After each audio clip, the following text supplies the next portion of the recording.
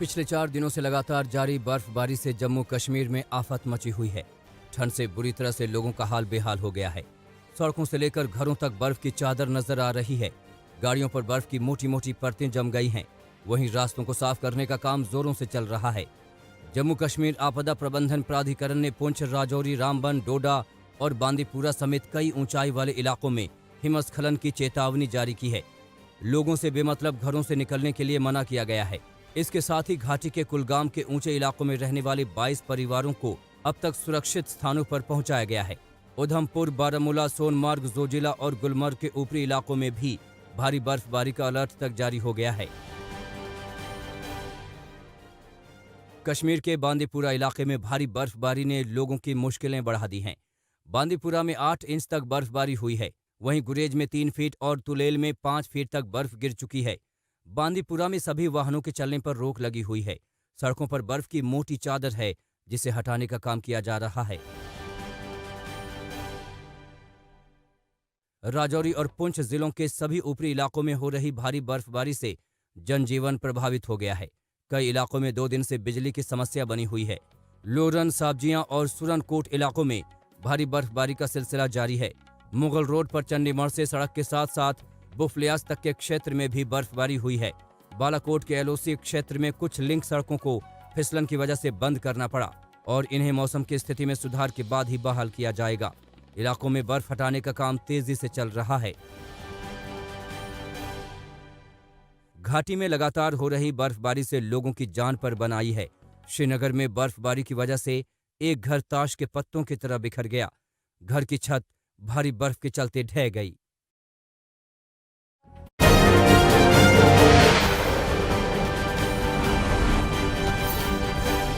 हिमाचल में आसमान से सफेद आफत बरस रही है। मनाली समेत तमाम ऊपरी इलाकों में बर्फबारी रुक रुक कर जारी है। पर्यटन स्थल सोलंग नाला, कोठी, गुलाबा के साथ साथ अन्य ऊंचाई वाले इलाकों में बर्फबारी हो रही है। कई जगहों पर पर्यटकों के फंसने की खबरें लगातार आ रही हैं। प्रशासन ने सड़क से बर्फ हटाने का काम शुरू कर दिया है। बारिश और बर्फबारी के चलते स्थानीय जनजीवन प्रभावित हो गया है। ऊपरी इलाकों में हुई बर्फबारी के चलते कई संपर्क मार्ग बंद हो गए हैं। मनाली के कई गांवों में विद्युत आपूर्ति बाधित हो गई है। बर्फबारी से समूची घाटी में ठिठुरन बढ़ गई है। मनाली में तापमान 0 से 5 डिग्री नीचे चला गया है, जबकि ऊपरी इलाकों का हाल तो और भी बुरा है। सोलंग नाला में बीते दिन से 45 सेंटीमीटर बर्फबारी हुई है, जबकि कोठी में 36 सेंटीमीटर, पलचान में 10 और मनाली शहर में 3 सेंटीमीटर बर्फबारी रिकॉर्ड की गई है।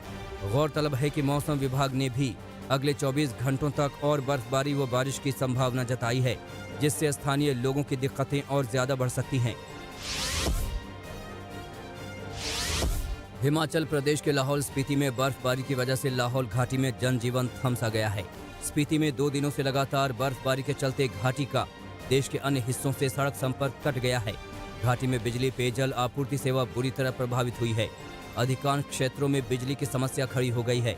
न्यूनतम तापमान 0 से 13 डिग्री तक नीचे पहुंच गया है। अटल टनल के पास सिस्सू और धुंधी में करीब 2.5 फुट ताज़ा हिमपात हुआ है। इस साल इन इलाकों में अभी तक करीब 6 फुट तक बर्फबारी हो चुकी है। कोसकर में 2.5 फीट, सिस्सू में 2 फीट, केलांग में 1.5 फीट, दारचा में 2 फीट हिमपात हुआ है। बर्फबारी के बाद इन इलाकों में अब हिमखंड गिरने की आशंका बढ़ गई है। विभाग ने लाहौल, कुल्लू और किन्नौर के कुछ क्षेत्रों में हिमखंड गिरने की चेतावनी जारी की है। उत्तराखंड में भी आसमान से गिर रही सफेद आफत ने मुश्किल बढ़ा रखी है। बद्रीनाथ में बर्फ की 2 फीट मोटी चादर बिछ चुकी है। बर्फबारी के चलते यहां सर्दी का सितम 7वें आसमान पर पहुंच गया है। मंदिर के अलावा आसपास की दुकान और घरों में भी बर्फ की मोटी चादर नजर आ रही है। यमुनोत्री धाम पूरी तरह से बर्फ से ढक गया है। बर्फ इतनी कि आदमी पूरा बर्फ में धंसा जा रहा है। लगातार बर्फबारी जारी है और तापमान माइनस में है। मौसम विभाग ने राज्य के चमोली, टिहरी और पौड़ी गढ़वाल में भारी बर्फबारी की संभावना जताई है। इसे देखते हुए विभाग ने पहाड़ी जिलों के लिए येलो अलर्ट जारी किया है।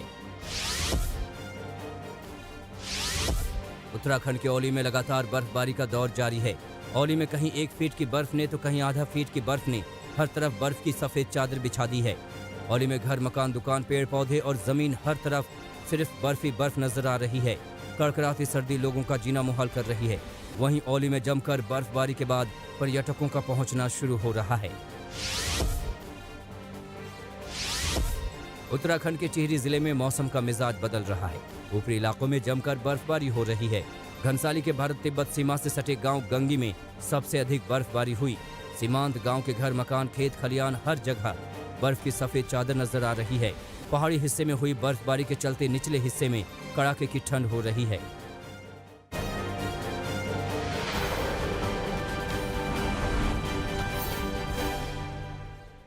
आज सुबह 11 बजे किसान संगठन गाजीपुर बॉर्डर से पलवल तक ट्रैक्टर यात्रा निकालेंगे। किसान नेता राकेश टिकैत की अगुवाई में ये ट्रैक्टर रैली निकाली जाएगी। 8 जनवरी को किसानों की सरकार के साथ 9वें दौर की बातचीत तय है, लेकिन इससे पहले आज किसान बड़ा प्रदर्शन करने वाले हैं। अगर 8 जनवरी की बैठक से हल नहीं निकला तो 9 जनवरी को कृषि कानून की कॉपी जलाने की तैयारी है। साथ ही 9 जनवरी से ही हरियाणा में किसान संगठन घर घर जाकर लोगों से संपर्क शुरू करेंगे और 26 जनवरी के दिन दिल्ली में ट्रैक्टर परेड की चेतावनी दी गई है। बिहार में 14 जनवरी के बाद नीतीश मंत्रिमंडल के विस्तार की संभावनाओं के बीच हिंदुस्तानी अवाम मोर्चा के राष्ट्रीय अध्यक्ष जीतन राम मांझी ने अब प्रेशर पॉलिटिक्स की शुरुआत कर दी है। मांझी ने मुख्यमंत्री नीतीश कुमार से मांग की है कि वो जब भी अपने कैबिनेट का विस्तार करते हैं तो उन्हें एक और मंत्री पद दिया जाए और साथ ही बिहार विधान परिषद में एक सीट दी जाए। मांझी की तरफ से ये मांग बुधवार को की गई, जब चुनाव आयोग के द्वारा बिहार विधान परिषद की खाली 2 सीटों पर 28 जनवरी को चुनाव का ऐलान किया गया। दिवंगत पूर्व राष्ट्रपति प्रणब मुखर्जी की किताब द प्रेसिडेंशियल ईयर्स प्रकाशित होते ही सुर्खियों में आ गई। किताब में प्रणब मुखर्जी ने अपने अनुभव को शेयर किया। ये अनुभव प्रधानमंत्री नरेंद्र मोदी के साथ रिश्तों को लेकर है। प्रणब दा की किताब में लिखा हुआ है कि 2014 और 2019 का ऐतिहासिक जनादेश दिखाता है कि देश स्थिर और मजबूत सरकार चाहता है। उन्होंने ये भी कहा है कि नरेंद्र मोदी ने पीएम का पद अर्जित और हासिल किया है। वो लोकप्रियता की वजह से पीएम बने, जबकि मनमोहन सिंह को सोनिया गांधी ने इस पद के लिए चुना था। महाराष्ट्र में शहर के नाम बदलने की सियासत एयरपोर्ट के नाम बदलने तक आ गई है। मुख्यमंत्री उद्धव ठाकरे ने केंद्रीय नागरिक उड्डयन मंत्री हरदीप सिंह पुरी को पत्र लिखा है। चिट्ठी में औरंगाबाद एयरपोर्ट का नाम बदलकर छत्रपति संभाजी महाराज एयरपोर्ट रखने की मांग की है। बड़ी बात यह है कि मांग उस वक्त की गई जब औरंगाबाद का नाम बदलने को लेकर महाअघाड़ी में मतभेद सामने आए। शिवसेना के मराठी कार्ड का विरोध करते हुए कांग्रेस ने नाम बदलने का विरोध किया। कांग्रेस ने साफ कहा था कि सरकार न करें साझा कार्यक्रम से इतर फैसला, वरना वो विरोध करेंगे। किसानों के बहाने पंजाब में सियासत चमकाने में जुटी आम आदमी पार्टी ने कैप्टन अमरिंदर सिंह के खिलाफ मोर्चा खोल दिया। पंजाब में आप के सह प्रभारी बनाए गए विधायक राघव चड्ढा ने कैप्टन अमरिंदर सिंह पर किसानों के साथ धोखा करने का आरोप लगाया। राघव चड्ढा ने कहा कि पंजाब में तीनों काले कानून लागू करके अमरिंदर सिंह ने किसानों के साथ सबसे बड़ी गद्दारी की। गद्दारी के पीछे कैप्टन अमरिंदर सिंह का पुत्र मुंह है। दिल्ली मेट्रो स्टेशन पर खोली गई शराब की दुकान बंद कराने के लिए कांग्रेस बड़ा आंदोलन छेड़ेगी। दिल्ली प्रदेश कांग्रेस के चीफ अनिल चौधरी ने कहा है कि अरविंद केजरीवाल ने अक्षरधाम मंदिर के दरवाजे के सामने अक्षरधाम मेट्रो स्टेशन पर शराब का ठेका खोलने से दिल्ली वासियों के विश्वास को बहुत बड़ा आघात पहुंचा है। आम आदमी पार्टी ने अपने चुनाव घोषणा पत्र में शराब की दुकानें खोलने के लिए मोहल्ला सभा और नजदीकी महिलाओं से अनापत्ति प्रमाण लेने की बात कही थी, लेकिन अरविंद सरकार ने अपने 7 वर्ष के कार्यकाल में 420 शराब की नई दुकानें खोली हैं, जिसकी ये जांच होनी चाहिए कि ये दुकानें किन लोगों को आवंटित की गई है। कांग्रेस ने आरोप लगाया है कि केजरीवाल की कथनी और करनी में बहुत फर्क है।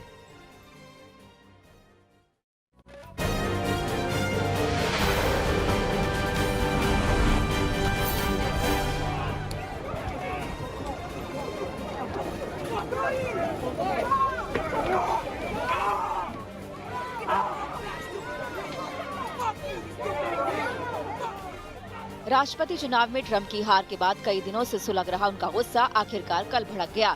इसके बाद अमेरिका ने ऐसा बवाल देखा जो बीते 200 साल में नहीं देखा। ट्रंप के हजारों समर्थक संसद में घुस गए और जमकर हंगामा किया। संसद भवन की इमारत के अंदर ऐसा बवाल कभी नहीं हुआ। अमेरिका की संसद चारों तरफ लोगों के हुजूम से घिर गई। हाथ में झंडे लहराते ट्रंप के समर्थक संसद में घुसकर बवाल काटने लगे।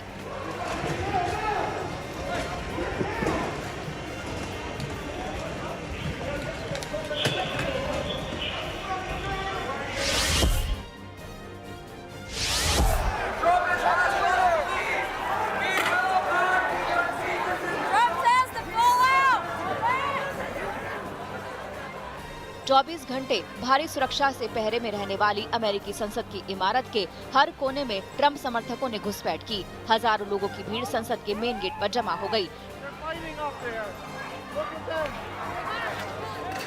ट्रंप के समर्थन में नारे लगाते लोग देखते ही देखते उग्र हो गए और अंदर घुसने लगे। उनको रोकने की सारी कोशिशें नाकाम हो गई। इमारत में मौजूद सुरक्षाकर्मी हथियारों के साथ पोजीशन ले चुके थे, लेकिन इतनी बड़ी भीड़ के आगे वो बेबस नजर आए। मुख्य गलियारे से होते हुए भीड़ अंदरूनी हिस्से में पहुंच गई, जहां तक जिस हिस्से में अमेरिकी संसद के दोनों सदनों का संयुक्त सत्र जारी था, वहां भी भीड़ पहुंच गई।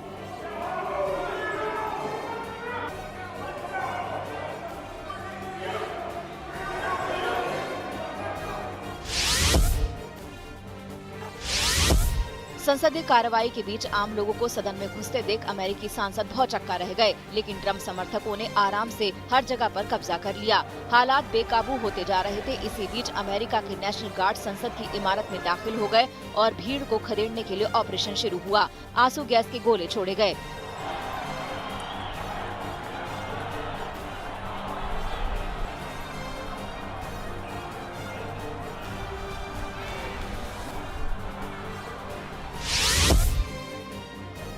We were just told that there has been tear gas in the rotunda, and we're being instructed to each of us get gas masks that are under our seats.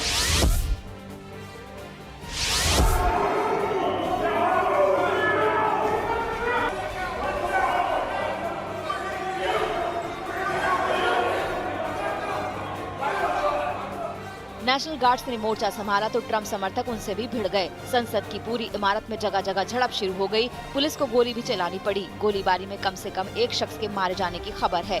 ये बवाल तब हुआ जब अमेरिकी संसद में हाल ही में हुए चुनाव नतीजों पर आखिरी मोहर लगने की कार्रवाई की जा रही थी। 20 जनवरी को नवनिर्वाचित राष्ट्रपति जो बाइडेन को पद संभालना है, लेकिन चुनाव हार चुके डोनाल्ड ट्रंप अपनी हार कबूल करने को तैयार नहीं है।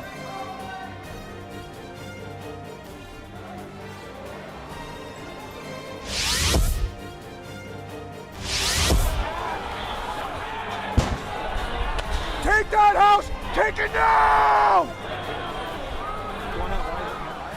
बवाल के पीछे बड़ी वजह ट्रंप का भाषण बताया जा रहा है। उन्होंने ही अपने समर्थकों को उकसाया था। बुधवार को संसद की कार्रवाई शुरू होने से पहले भी उन्होंने अपने समर्थकों को संसद तक मार्च करने के लिए कहा था।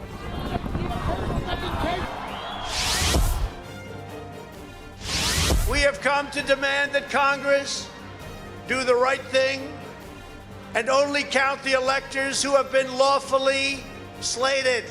Lawfully slated. I know that everyone here will soon be marching over to the Capitol building to peacefully and patriotically make your voices heard.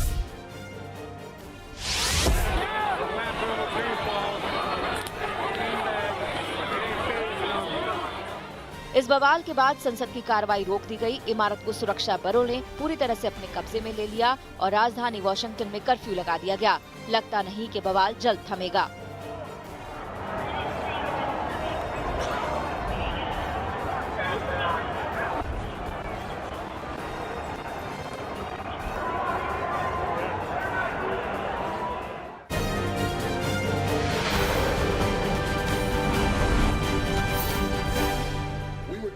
Democratic party के उम्मीदवार राफेल वार्नॉक ने जॉर्जिया में सीनेटर पद का चुनाव जीता। जीत के साथ सीनेट में डेमोक्रेटिक पार्टी के 49 सदस्य हो गए हैं। जॉर्जिया की दूसरी सीनेट जीत का चुनावी नतीजा आना बाकी है। विकीलीक्स के संस्थापक जूलियन असांजे को लंदन की अदालत ने बेल देने से इनकार कर दिया। एक दिन पहले कोर्ट ने असांजे को राहत देते हुए अमेरिका को प्रत्यर्पित करने से मना किया था। जासूसी के आरोपों से जूलियन असांजे घिरे हैं। सऊदी अरब के विदेश मंत्री फैसल बिन फरहान अल सऊद ने कतर के साथ नए रिश्ते पर खुशी जताई है। पूरे क्षेत्र में सुरक्षा और स्थिरता के लिए नया कदम बताया है। सालों बाद सऊदी अरब ने कतर के लिए अपना हवाई क्षेत्र और बॉर्डर खोला है। ईरान की सरकार यूक्रेनी हवाई जहाज को मार गिराए जाने पर पीड़ित परिवारों को $30 मिलियन का मुआवजा देगी। पिछले साल ईरान ने अपनी वायु सीमा में गलती से यूक्रेन के नागरिक विमान को मार गिराया था। विमान में सवार सभी 176 लोगों की मौत हुई थी। दुनिया में कोरोना का कहर जारी है। कोरोना से अब तक 18,78,000 से ज्यादा लोगों की जान जा चुकी है। वहीं संक्रमितों की संख्या बढ़कर 8,69,00,000 के पार पहुंच गई है। करीब 6,16,00,000 से ज्यादा लोग कोरोना को मात दे चुके हैं।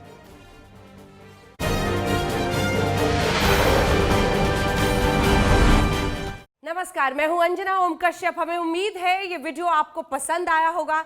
लेटेस्ट खबरों के लिए यूं ही देखते रहिए आज तक और इस वीडियो के पसंद आने पर लाइक, शेयर एंड सब्सक्राइब करना ना भूलें।